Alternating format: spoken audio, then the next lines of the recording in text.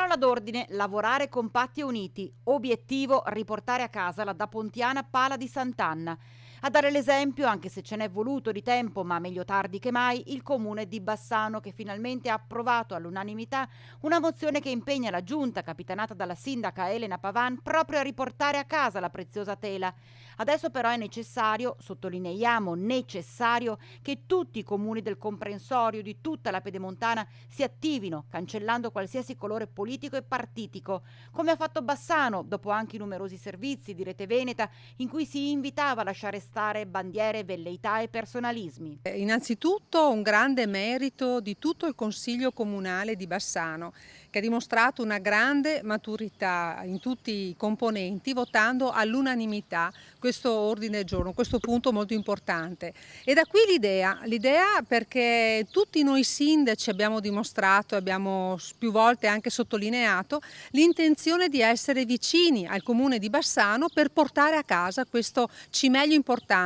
Un obiettivo unico, una voce unica, un modo unico di operare. L'abbiamo dimostrato in tante occasioni, ma questa è un banco di prova veramente molto importante. Quindi conto sulla collaborazione di tutti i colleghi sindaci e invito tutti davvero a poterlo fare. Coraggio, secondo me questa volta la riportiamo a casa. Solo così, solo lavorando in squadra si potrà arrivare dove non si è riusciti in passato e dove non si è riusciti in questi mesi dopo il ben noto pasticcio tra ex direttrice Casarin, segretario comunale Accadia e prima cittadina Pavan.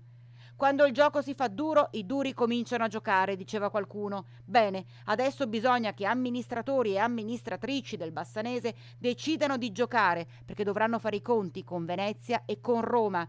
Tra i primi la sindaca Martini, pronta a scendere in campo sin da subito.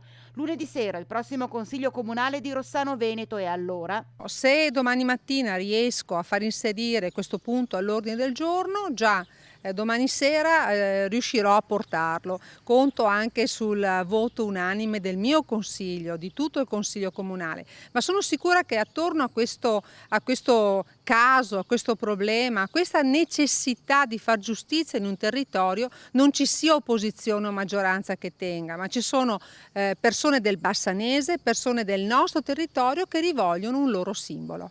Rete Veneta appoggerà sempre la battaglia per la difesa e la tutela della cultura a Bassano.